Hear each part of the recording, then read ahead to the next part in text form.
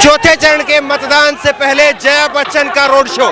जया बच्चन इस गाड़ी में मौजूद है और आप ये भीड़ देखिए, भीड़ आप दिखाइए, भीड़ दिखाइए किस तरह से यहाँ पर हर कोई जया बच्चन को अपनी मोबाइल की तस्वीरों के जरिए यहाँ पर इस लम्हे को कैद कर लेना चाह रहा है। देखिए जया बच्चन के लिए, जया बच्चन ममता बनर्जी के रोड शो के लिए यहाँ पर पहुंची हैं और जया बच्चन के रोड शो में किस तरह से भारी भीड़, ये भारी भीड़ आप देख सकते हैं, जबरदस्त तरीके से माहौल। और यहाँ पर चौथे चरण के लिए 10 तारीख को वोटिंग होनी है और 10 तारीख की वोटिंग से पहले आप देखिए कितना जबरदस्त यहाँ पर माहौल है। चारों तरफ का माहौल आप देखिए, जबरदस्त तरीके से यहाँ पर माहौल, पैर रखने तक की जगह नहीं है। जया बच्चन अभी अभी पहुंची है और ये रोड शो की शुरुआत है। क्या क्या कहेंगे, क्या कहेंगे? जया बच्चन का रोड शो है, ममता बनर्जी को कितना इससे ताकत मिलेगा? खूब भालो, खूब भालो भालो। जया बच्चन आज आई है आप लोगों की सपोर्ट के लिए। जोड़ा फूले, जोड़ा फूले, जोड़ा फूले, तो होवे ही होवे। कितना आपको लग रहा है कि इससे सपोर्ट रहेगा? जया बच्चन भी पहुंच रही है, बड़े बड़े फिल्म बहुत ज्यादा सपोर्ट होगा, बहुत ज्यादा सपोर्ट होगा, बहुत ज्यादा सपोर्ट होगा। देखिए बड़े बड़े फिल्मी स्टार जो हैं वो अब यहाँ पर पहुँच रहे हैं और जिस तरह से ये भीड़ आप देख रहे हैं, पीछे आप देखिए, पीछे की आप भीड़ देखिए, आगे की भीड़ आप देखिए, तो ये यहाँ का माहौल जो है वो जबरदस्त तरीके से यहाँ पर माहौल है। आगे आगे दिखाइए, आगे। तो ये जबरदस्त तरीके से रोड शो जया बच्चन की, ये एक तरह से ममता बनर्जी के लिए, क्योंकि जया बच्चन खुद राज्यसभा सांसद हैं समाजवादी पार्टी की, लेकिन जया बच्चन यहाँ पर ममता बनर्जी को सपोर्ट करने के लिए पहुंची हैं और जिस तरह से लगातार बीजेपी की तरफ से ममता बनर्जी को टारगेट किया जाता रहा, उसके बाद में जया बच्चन यहाँ पर पहुंची और जया बच्चन ने साफ तौर पर कहा कि जया बच्चन ने जो कहा था वो आपको याद करना चाहिए। जया बच्चन ने कहा था प्रेस कॉन्फ्रेंस करके कि आप किसी की धार्मिक आज़ादी उसको हाईजैक नहीं कर सकते। ये जया बच्चन के शब्द रहे थे कि आप किसी की धार्मिक आज़ादी को हाईजैक नहीं कर सकते, आप किसी के डेमोक्रेटिक राइट को हाईजैक नहीं कर सकते। तो जया बच्चन ने जिस तरह से आगाज किया था उसके बाद में स्पष्ट हो गया था कि जया बच्चन यहाँ पर लंबे समय तक टिकेंगी और यहाँ पर लंबे समय तक टीएमसी के लिए प्रचार भी करेंगी। बहरहाल आज चौथा पांचवा दिन है और जया बच्चन का ये रोड शो, जया बच्चन का ये रोड शो अपने आप में जबरदस्त तरीके से यहाँ पर जया बच्चन के लिए सपोर्ट दिख रहा है। क्या कहेंगे? जया बच्चन का रोड शो है, कितना सपोर्ट रहेगा ममता? पूरा सपोर्ट रहेगा। हाँ। इस साल हम लोग जीतेंगे और 2 मई को हरा गुलाल से खेलेंगे। हाँ। क्या लग रहा है? जया बच्चन पहले भी यहाँ पर आई होंगी, बड़े बड़े फिल्मी स्टार आए होंगे, आज का ये रोड शो क्या अलग है? अरे एकदम बेहिसाबी रोड शो है। ऐसा हम लोग खाली ममता बनर्जी जिस दिन यहाँ पे पैदल गया था 2011, 2014 और 2019 में, उसका बाद परसों दिन जो ममता बनर्जी जो रोड शो किया उससे कोई बड़ा नहीं है, मगर जया बच्चन है, ठीक है, अच्छा ही है रोड शो। लेकिन सवाल ये है कि पहले भी इस तरह से फिल्मी स्टार आते रहे हैं, सभी के रैलियों में मिथुन चक्रवर्ती आ रहे हैं, तो इस रोड शो को आप कितना अलग पाते हैं? देखिए मिथुन चक्रवर्ती का रोड शो हम देखा नहीं। और ये जो रोड शो का चेहरा है ये बहुत बड़ा चेहरा है, एकदम घुसुरी तक जाएगा। तो जया भादुड़ी आते ही उन्होंने पश्चिम बंगाल की भाषा में, बंगाली भाषा में भी संबोधित किया, तो आपको लग रहा है कि बंगाली लोग कनेक्ट कर पाएंगे उससे? देखिए बंगाली, हिंदुस्तानी, मरवाड़ी, पंजाबी ये कोई बात नहीं है। हम लोग बंगाल में है, सब जाति सब भेदा लेके एकदम। तो जया बच्चन आया, ये तो सेलिब्रिटी है, एमपी है, उन्होंने गौतम चौधरी का पक्ष में तो प्रचार करने आया, यही बात। देखिए एक तरफ बीजेपी ने मिथुन चक्रवर्ती को यहाँ पर उतारा है, मिथुन चक्रवर्ती ने भाजपा ज्वाइन कर लिया है, उसके बाद में जया बच्चन। लेकिन बड़ा सवाल यही है कि मिथुन चक्रवर्ती भी बीजेपी की तरफ से स्टार कैंपेनर हैं और जया भादुड़ी भी हैं, तो दोनों एक ही दौर के दोनों फिल्मी स्टार रहे हैं। आप दोनों को अलग अलग कैसे देख रहे हैं इनको? कैसे देख रहे हैं कि गलत तरीके से हाँ। जिस तरह से मिथुन चक्रवर्ती का जो है नजरिया आज किस तरह से पलट गया, ये पलटूबाज आदमी है।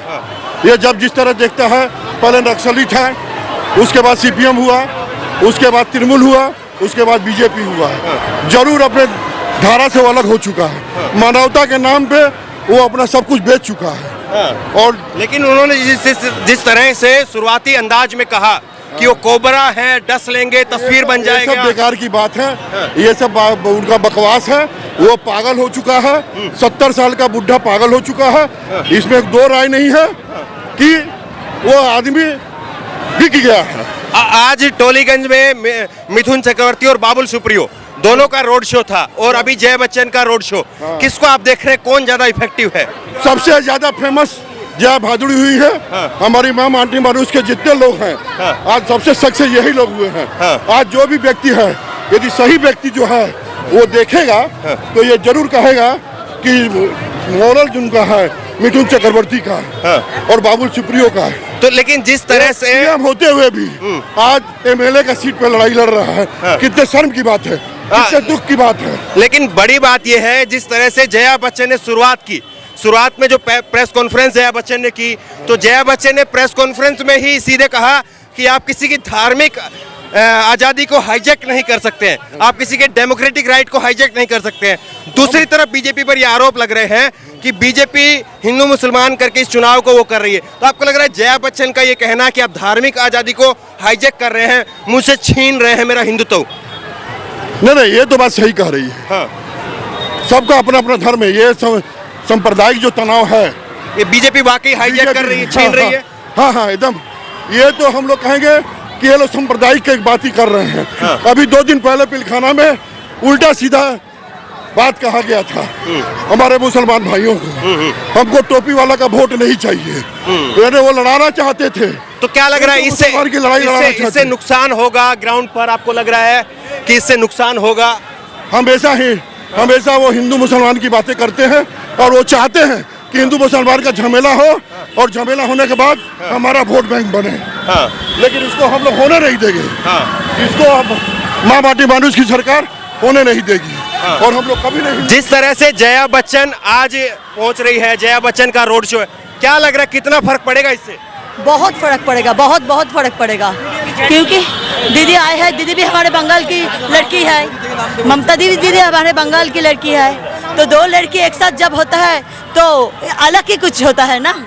तो आज जया दी आया है तो बहुत फर्क पड़ेगा इस पे। महिला वोटरों का रुझान बदलेगा कुछ? एकदम से महिला ऐसे ही दीदी की तरफ है। आज जया दीदी आए हैं तो और भी ज़्यादा इनकरेज हो गए सब महिला लोग। तो अभी ये इलेक्शन में हम महिला लोग दिखा देंगे कि हाँ बंगाल में मिथुन चक्रवर्ती को जो बीजेपी ने उतारा है, क्या आपको लग रहा है उससे जो है वो बीजेपी की जो काट है वो जया बच्चन पूरी कर पाएंगी? जया बच्चन उससे बहुत ज़्यादा कर देंगे, क्योंकि बीजेपी का ऐसे कुछ तो था नहीं तो मिथुन चक्रवर्ती को लेकर चले आए। तो अभी मिथुन चक्रवर्ती क्या क्या कर रही है, वो तो कभी खुद को सांप कहते हैं, कभी खुद को क्या क्या बता रहे हैं। तो पब्लिक तो ये सब नहीं सुनेगा ना। पब्लिक आम जनता देखेगा कौन हमसे प्यार करते हैं। कोई अगर बोलेगा कि मैं तुम्हारा हाथ पैर तोड़ दूंगा, कोई बोलेगा कि मैं कबड़ा हूँ तुमको छबोल मार दूंगा, ये सब नहीं चलने वाले हैं। ये बांग्ला है, बांग्ला में ये सब नहीं चलता है। बांग्ला में बांग्ला का लड़की जो कहता है वही है, और जया दीदी भी हमारे बंगाल की है। आपको लग रहा है जया बच्चन के आने से यहाँ पर माहौल बदलेगा? यहाँ पर जो परिस्थिति अभी देख रहे हैं, गौतम चौधरी 50,000 के ऊपर चुनाव में जीते, जो ही होगा उसका उम्मीदवार। लेकिन स्टार कैंपेनर आज जया बच्चन है, इससे पहले भी फिल्मी चेहरे लगातार चुनाव में उतरते रहे हैं। आपको क्या लग रहा है, क्या अलग है दोनों में? कौन जया बच्चन है, अमिताभ का नहीं है। यहाँ पर आदमी ममता दी का लेकर नया है, कोई यहाँ पर कोई स्टार कैंपेन का काम नहीं चलेगा। सब ममता दी का उम्मीदवार, सब वर्कर्स है। बंगाल का आदमी ममता दी का साथी है। जया दी हमारा भी ममता दी का समर्थन में प्रचार में आया। समाजवादी पार्टी का से आया, अखिलेश यादव भेजा है। कि यहाँ पर हर वर्कर, हर आम आदमी, हर सब ममता दी का वर्कर्स है, ममता दी का आदमी है, तृणमूल कांग्रेस का आदमी है।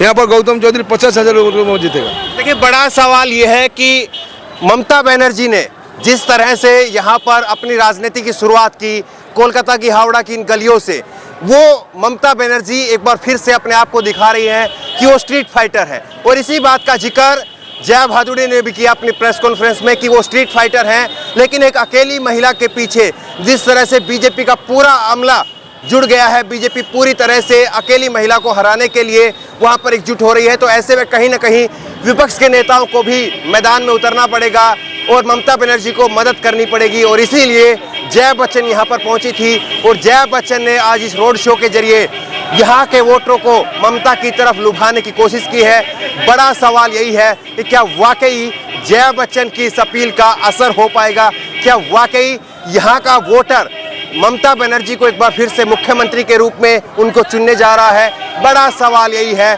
लेकिन ये पीछे ये भीड़ और ये माहौल, दोपहर का समय है, गर्मी है, हुम्मस है, लेकिन उसके बावजूद यहाँ पर जिस तरह से लोगों का ये हुजूम है, ऊपर से देखिए लोग जिस तरह से फूल बरसा रहे हैं, ये संकेत अपने आप में बहुत कुछ कह देता है कि यहाँ पर हवा का रुख किस तरफ है और इस बार यहाँ पर क्या कुछ होने वाला है, ये अपने आप में बहुत कुछ संकेत दे देता है। इस खबर को लेकर के, इस वीडियो को लेकर के आपकी जो भी राय हो नीचे कमेंट बॉक्स में अपनी राय जरूर दें। उसी तरह की तमाम खबरों के लिए ऑनलाइन न्यूज इंडिया को सब्सक्राइब करें। धन्यवाद।